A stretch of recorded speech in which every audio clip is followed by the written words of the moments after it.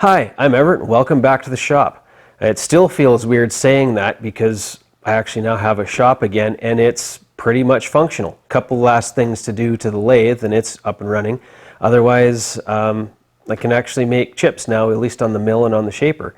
So I do actually have a quick little project. It's something that I have done before, but it's a different experience now that I have an email, and I'll show that. It's fixing a heat exchanger for a 48RE transmission, torque converter cooler otherwise known as. But I did have one announcement to make before I get into that, and that is a while back when I was still making videos out of my office because I couldn't do anything out here, I'd mentioned that at some point when I had a functional shop, we're going to do a draw. Up for grabs this time. It's nothing huge, I know, but the draws are more for fun anyway, and just to say thank you to everybody for still wanting to hang out. I'm going to have a dial indicator. It's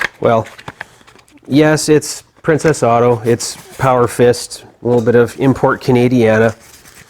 It's graduated in inches. I mean, I don't think they carry metric ones there, but I mean, I know to my Canadian friends who want to come hang out, I know you can go down to your local Princess Auto and pick these up, but I figure just for the heck of it, somebody in Australia or wherever this winds up, you'll have a piece of import Canadiana. This is the sort of stuff we play with around here.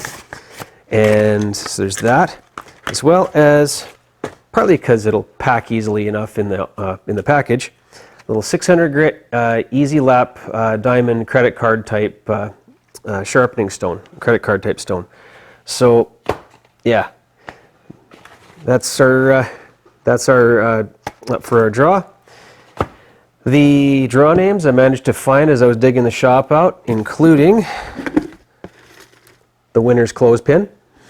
So I still have everybody's names in here who put in names for previous draws. Seeing as today is April 7th, 2022, what we'll do is we'll have this open for a week and I'll do the draw on April 14th, 2022. I'll shoot for noonish cutoff my time. I live in, mountain, I guess it's Mountain Daylight at the moment. Mountain Daylight's time. Now, as far as it'll be sometime in the early afternoon. If yours shows up at 1:30 and I don't do the draw till 3, getting around to it, it's in. No big deal. I'm not that uptight. So yeah, well, if you get your name in, if you've already emailed me before on a contest, don't worry, you're still in there. If you send your first and last name at the very least, it's fun to hear from you all, to hear what you're doing at home and your projects and different things. So feel free to visit too. That's fun too. It's been great getting to know people from all over the world. But my email address is here on the screen. As I say, from April 7th to April 14th, if you want, get your name in, and we'll do the draw on the 14th. Otherwise, I do have a project. I know it's just a sort of a quick fix for a new buddy of mine. Actually, it's kind of fun. People get to know what you do as you're talking to them, and next thing you know, you're doing stuff for them. So anyway, it's like I say, it's a heat exchanger, torque converter, oil cooler for a 48RE transmission on a 5.9 Cummins and a Dodge pickup. And I've done them before, but it's a lot easier on an email. I'll tell you that much. So hope you enjoy it.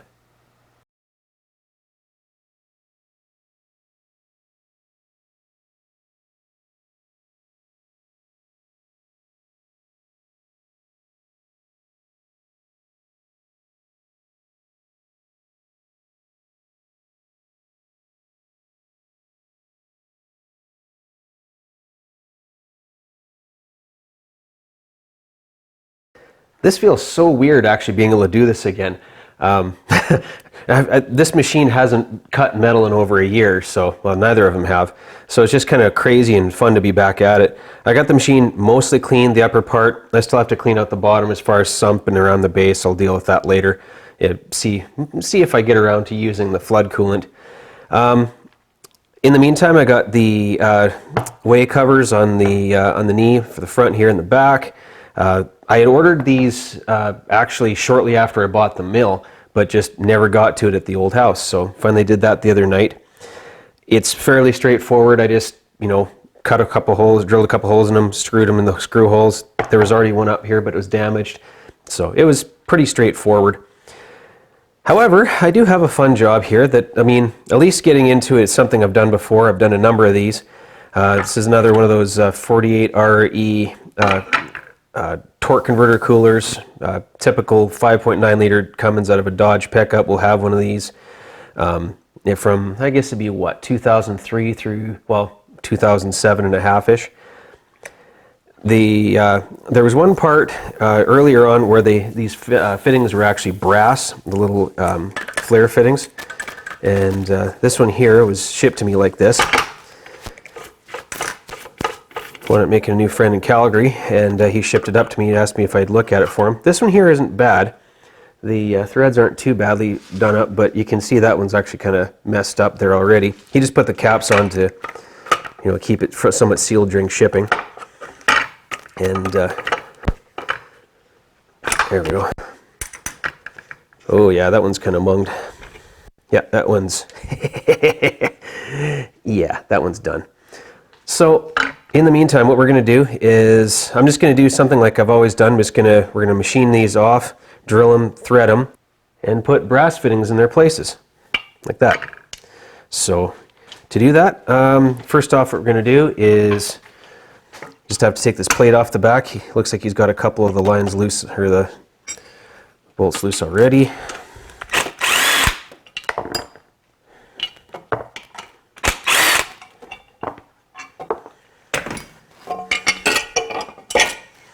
Yeah, when I was still at the Chrysler shop, I'd done a few of these actually. Part of the issue was for a while there I couldn't actually get them because they were back ordered, and the other part was sometimes people didn't want to spend the $1,100 that Chrysler wanted, at least $1,100 Canadian. I know you can get them reasonably cheap aftermarket on some of the various sites, but if you can fix them, I mean, there's nothing wrong with it. He even did a leak test on it, pressure leak test, before he sent it, and it's not leaking inside, so we know it's good. Got it clamped down here. I know some people may find fault with my clamping setup. That's fine, it'll work. Just like I do when I do all of them, I have a line running into the one side. I'm going to cut this side off first. Got a little bit of handyman secret weapon holding the air nozzle to the piece of vacuum line, and then the same with the vacuum line to the port. Got a zip tie on the handle of the blowgun, because that allows me to move it up and throttle how much flow I have there, and that way I don't have to use my hand on it. And yeah, so I have the machine set to 650 RPM, which I realize for 1.25 inch or roughly 32 millimeter cutter in aluminum is a tad slow, but the next setting up is too fast. So I'll just take it easy using this, a little bit of the handyman's other secret weapon, and we're gonna shave this off probably,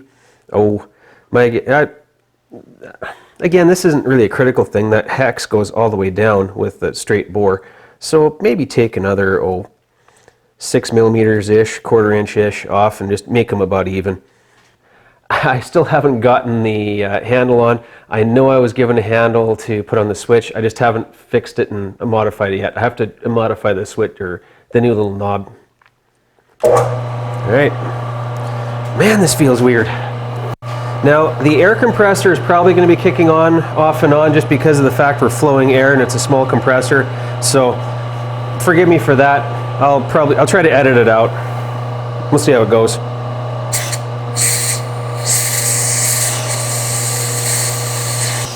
It's been a while since I've run a handle.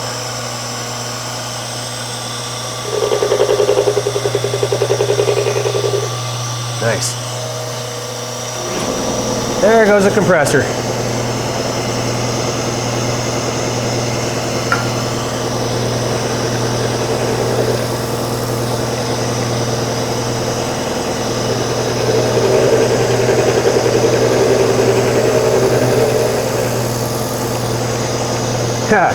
I I see some error in my logic here. I'm going to have to use the wire, else I'm going to wipe out the coolant passage. Oh yeah. Hey man, I never said I was smart.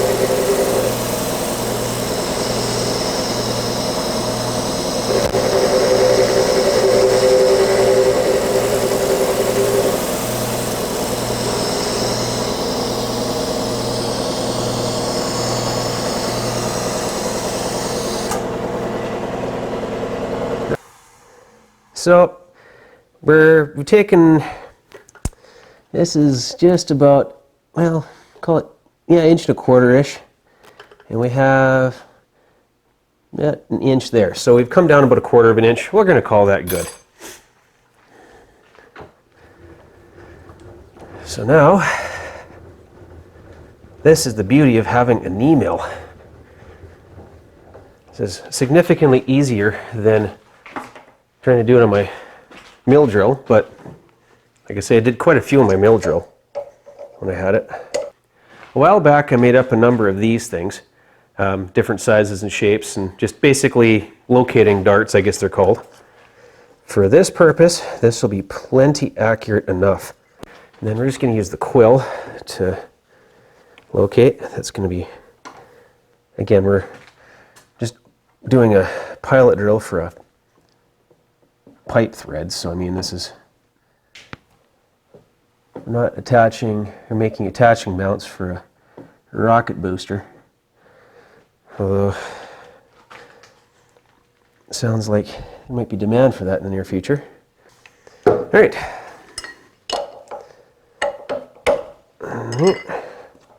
So I got a 37/64 drill bit in there. It's the tap drill size for a 3/8 NPT, 3/8/18 NPT National Pipe Thread.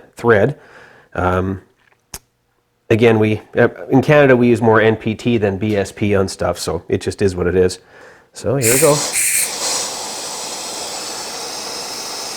I'm just waiting for the compressor, but I'll use the quill for this.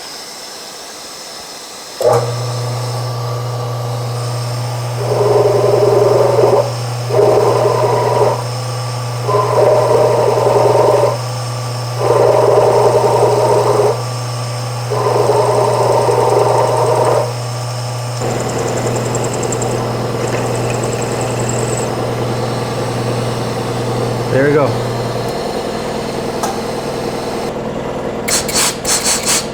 There. That should be deep enough.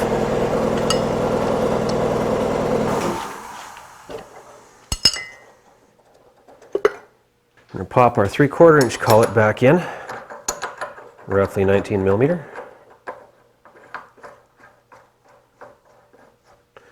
I'm going to use that dart again, with the whatever it's called, as a locating point. So now what we'll do, like I say, we're going to get the tap started like this.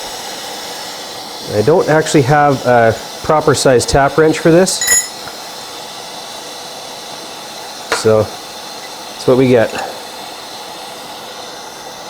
Just want to, if I can get the threads started straight, but you can see as I got the air flowing, it's blowing debris up and out of the hole. Certainly a decent attempt anyway, trying to keep from contaminating the cooler system on the on this thing.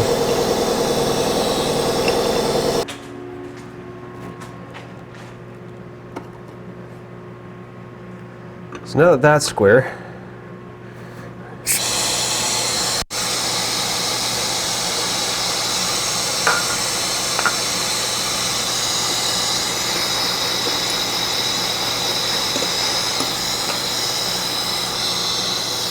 now it's just a matter of taking it to depth.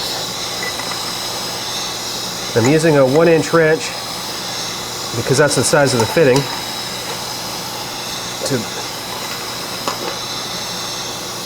to provide my reaction, because I don't want to twist it off of the heat exchanger portion.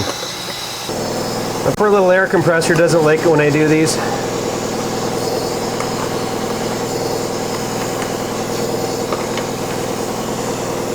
Maybe someday I'll get a bigger one, but in the meantime, it's what I got. Right, so we're now to the point of putting a fitting in. I know I have just a little bit left in this tube. This is typical white Teflon-based pipe dope, like that. Well, I guess it's not technically pipe dope. Pipe dope is, I guess, for steel pipe, but fair enough. White pipe spooge, how about that? White colored pipe spooge. So, back you up a little bit.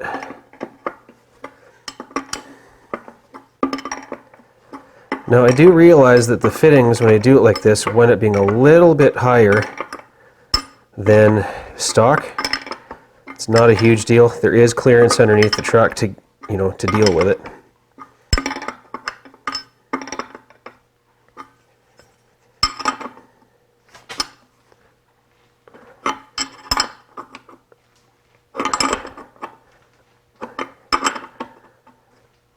There, just about. There. All right. There we go. That is one side repaired. I'm just going to do the other side exactly the same. There's no point in you having to see me do it twice.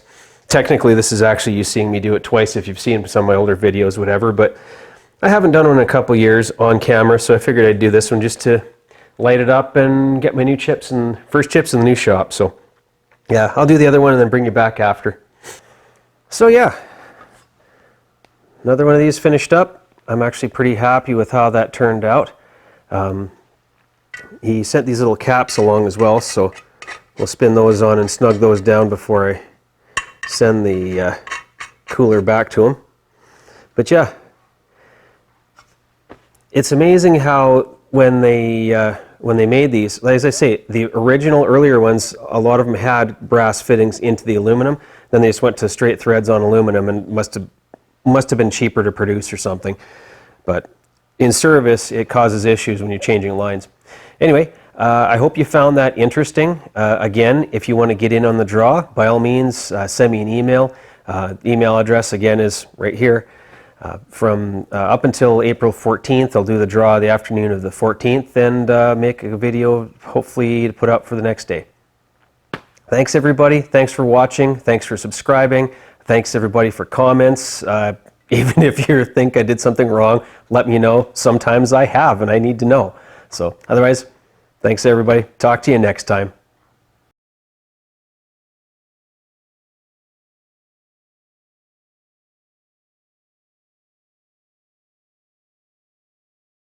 So I popped a different collet in, popped the pilot drill in. It's a 3/8 NPT pipe thread, 3/8 18, 37/64 pilot drill. I don't know the math off the top of my head for metric, so I'll throw it in the make a. I gotta quit doing this stuff late at night.